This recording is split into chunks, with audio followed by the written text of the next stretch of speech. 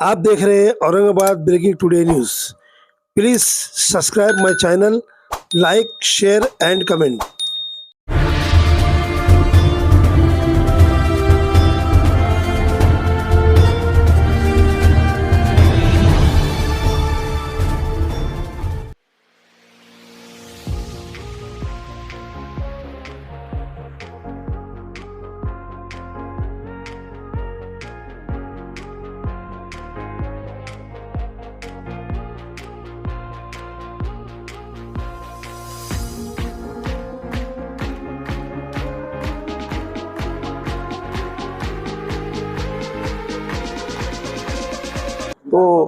तो आने वाले वक्त में जो जानबूझकर जो ये कराया जा रहा है, बीजेपी करा रही, जो हुआ ओबीसी मराठा करा रही, मराठा मुस्लिम करा रही, जो उनको जो लोकसभा के अंदर मुस्लिम ओबीसी हर समाज ने जो जो मतदान देके जो यहाँ से महाविकास को चुन के आए, वो तकलीफ है, तो उनको कुछ ना कुछ कराना है। तो हम बोल रहे कि भाई महीना 2 महीने थोड़ा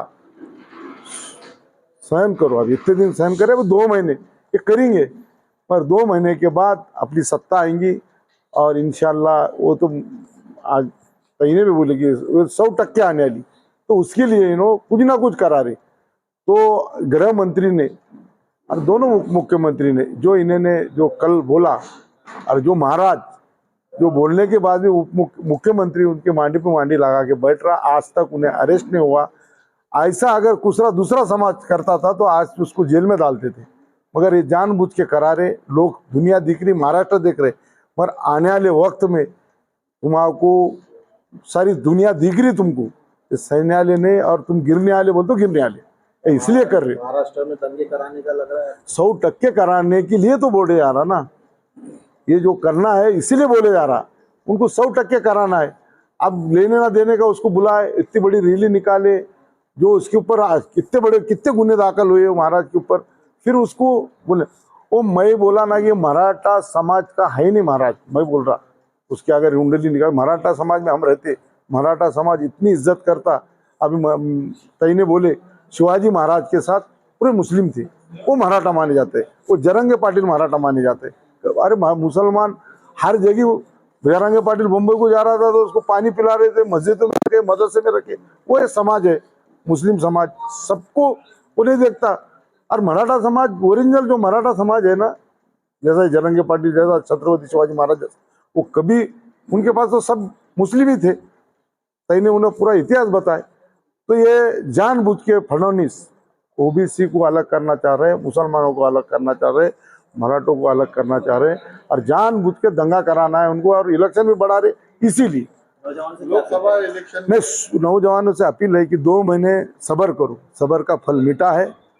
आज अपने को ये 2 महीने करो, अपनी वो कौम है कि सहन करने वाली कौम है, वो अपन 2 महीने सहन करो। ये दंगा गरानेंगे अपने, इंशाल्लाह अपनी सरकार रहेंगी तो इंशाल्लाह इसके बाद में वैसा हुआ नहीं, इसके सुकून रहेगा। जैसा भी अपन जो 400 पार कर रहे हैं, इंसाफ भी मिलेगा ना, इंसाफ के लिए अपनी सरकार आ रही है। लोकसभा इलेक्शन में एक अच्छी तादाद में जो है तो महाविकास आघाड़ी को जनता ने घर भर के वोट दिया है। विधानसभा में आपको क्या लगता है कैसा प्रतिशत मिलने वाला जनता? बहुत ज्यादा से ज्यादा वोट आएंगे ये बारी को। हमारी टारगेट, हमारे आदरणीय पवार साहब ने बोले कि हमारे 200 के ऊपर आने वाली, तो वो तो परेशान है ना, और हो रहा वैसा। जो रिजल्ट में आया 200 के ऊपर आएंगे, और इंशाल्लाह आने वाले। औरंगाबाद की बात की जाए तो आपके फॉर्म वाटप चालू है, तो अभी तक कितने लोगों ने फॉर्म लेकर? हमारे पास 30 से 35 लोगों ने अभी तक फॉर्म भरे। आज मैंने खुद भरा। आज हमारे पूरे सब जितने भी लोग हैं उसमें हमारे ये छाया तई है या महिला ने, पूरे हमारे 30 से 35 यहाँ पे भरे। और हम तीनों विधानसभा से हमारी मांग है कि हमारे को यहाँ से तीनों विधानसभा से हमको तीनों भी सीटा दो। जनता का एक सवाल है कि मुस्लिम कैंडिडेट औरंगाबाद को चाहिए एमएलए बोलकर, तो आपकी तरफ से क्या है? मतलब आप भी एक मुस्लिम है और शहर अध्यक्ष है, तो आपने बात की है पवार साहब से, क्या बात? हमने उनको बोले कि जहाँ पे मुस्लिम समाज ज़्यादा है वहाँ पे इंशाल्लाह वो पार्टी, ऐसी हमारी पार्टी है, ऐसा नेता है, वो हमने देखो 10 लिए और 8 चुन के ले गए। आज हम जो भी जहाँ पे से हिंदू मुस्लिम नहीं, जहाँ से सीट आती लोग उसको चाहते, वहाँ से हमारी सीट हमारा नेता देगा। हमारे पास ना हिंदू है ना मुस्लिम है, जो जिसकी क्षमता है अगर से हमारी तय भी चुन के आ रही वहाँ पे उसको सीट मिलेंगी। और हमारी ऐसी पार्टी है, हम सब मिलके, कोई जात नहीं दिखी। अगर यहाँ से जो सक्षम है उसको अगर टिकट हमारी देती, हम सब मिलके उसको लड़ेंगे और चुन के भी लेके आएंगे। आपके सामने कितनी बड़ी चुनौती है, इतने इच्छुक उम्मीदवार 35 फॉर्म लेकर जा चुके हैं, टिकट एक को ही मिलने वाला है, तो आपके सामने कितनी बड़ी हमारा चुनौती है? नेता आप शहर अध्यक्ष हैं। हमारा नेता ऐसा है और हमारी पार्टी पहले से हमने तय करेला है। हमको शपथ लिख के दिए हमने कि भाई जिसको भी अगर पार्टी हमारी टिकट देती, किसको भी दो, हम उसको पूरे जान माल लगा के हम उसको चुना के लेंगे। ऐसा नहीं कि वो जात का ये है, मराठा है, मुस्लिम है, कुछ नहीं। हमारा जो भी चुन के आता है उसको टिकट दिया जाएगा, तो हम उसको चुना के लेके आएंगे। हा जो दौरा सुरू आहे तो आमचा दुसरा टप्पा सुरू आहे। पहिला टप्पा पश्चिम महाराष्ट्राचा झाला, आता हा मराठवाडा आणि मग पुढं विदर्भात जाणार आहे आम्ही हा दौरा। पक्ष संघटना यांच्याशी संवाद साधणं, सर्व पदाधिकाऱ्यांशी त्यांच्या सगळ्या भावना समजून घेणं हा एक पहिला मुद्दा आहे। आणि दुसरा, BJPच्या ह्या विकृत राजकारणाने जी समाजात तो जातीय तेढ निर्माण केला आहे, धार्मिक तेढ निर्माण केला आहे, याच्यासाठी सामाजिक संघटना असतील किंवा काही OBCच्या आणि भटक्या विमुक्तांच्या संघटना आहेत, त्यांना भेटणं, त्यांचे प्रश्न समजून घेणं आणि त्यांचे प्रश्न समजून ते मार्गी कसे लावता येईल, कारण की आता आमची सत्ता येणारच आहे, ती काळ्या दगडावरची रेघ आहे। तर आम्हाला हे प्रश्नही समजून घ्यायचे आहेत आणि हे जे आता BJPने जे धार्मिक तेढ आणि सगळ्या जात धर्मामध्ये जे आता वातावरण करून टाकलेलं आहे, या संदर्भाने आमचा हा दौरा चालू आहे। मैम, अभी कुछ दिन पहले नीतीश राणे ने एक वक्तव्य किया है और उससे जो है तो पूरे मुस्लिम समाज में एक गुस्सा देखने को मिल रहा है, इसके बारे में आप क्या कहेंगे? ना उन पर FIR होती है, ना उनको अरेस्ट किया जाता है, क्या वजह?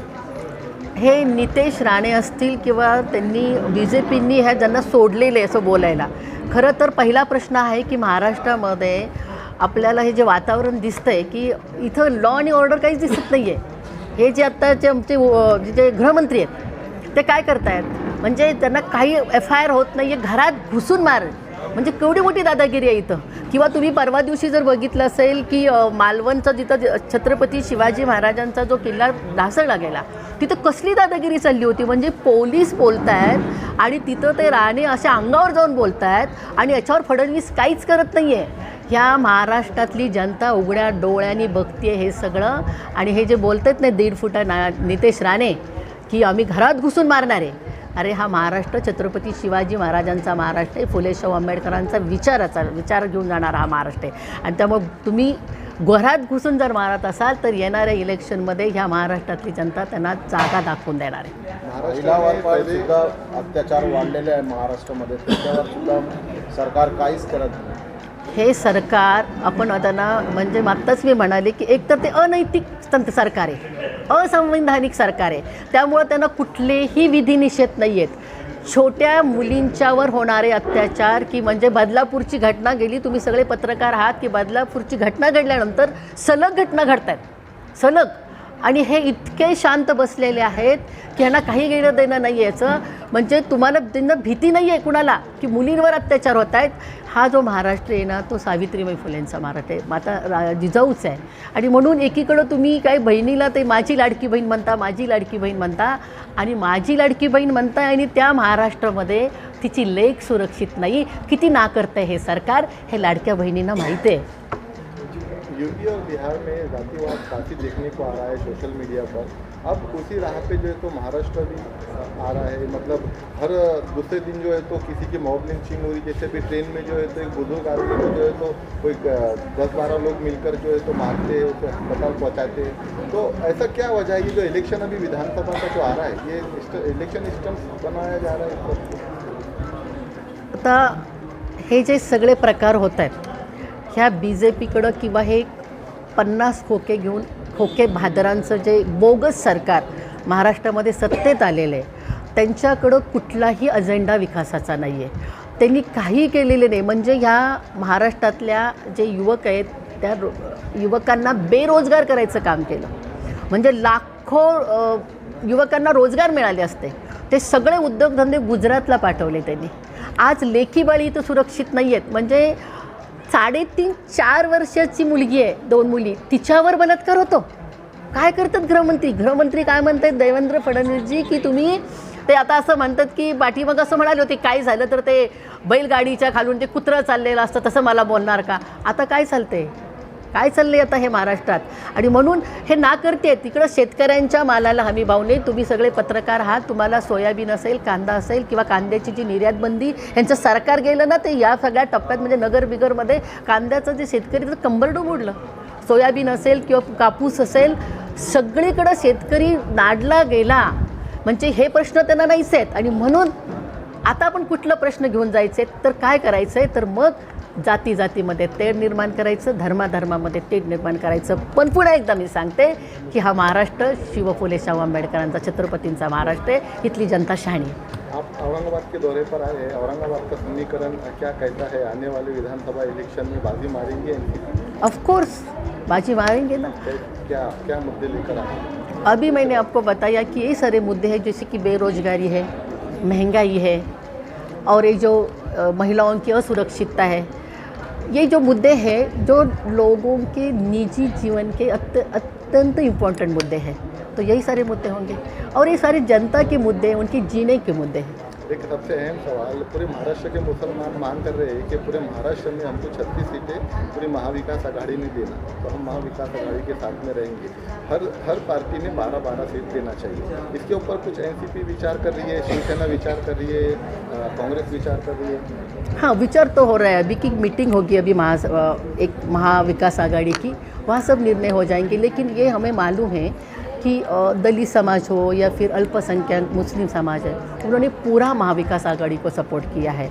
क्योंकि जो बीजेपी का ये एजेंडा ये रहा है कि जैसे कि राजघटना जो है हमारा संविधान वो हम चेंज करेंगे ऐसे करके, तो पूरा सपोर्ट इनका रह गया है. तो उनको सीट्स तो मिलने हैं. महाराष्ट्र में महिलाओं को कितने % सीट मिलने की चांसेस है? राजकारण में महिलाओं को सीट्स में एनसीपी के बारे में बोलूँगी कि आपको भी मालूम होगा कि हमारे पवार साहब है कि जिन्होंने हमें जो रिजर्वेशन दिया है, तो आपको ये भी मालूम होगा कि जो स्थानिक स्वराज्य संस्था में हम इतने सारे हमको फ़ायदे मिले हैं. तो अभी जो आने वाले इलेक्शन में आदरणीय पवार साहब और हमारी जो पार्टी है ज़्यादा से ज़्यादा हमारे महिलाओं को सीट्स देंगे. औरंगाबाद में है चांस महिलाएं?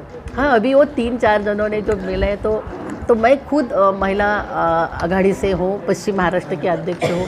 तो मैं भी बात रखूँगी कि हमारे सब जो बहुत दिनों से बहुत सालों से काम कर रहे हैं पक्ष के साथ रहे हैं, तो उनको मैं भी खुद वो ट्राई करने वाली. Thank you.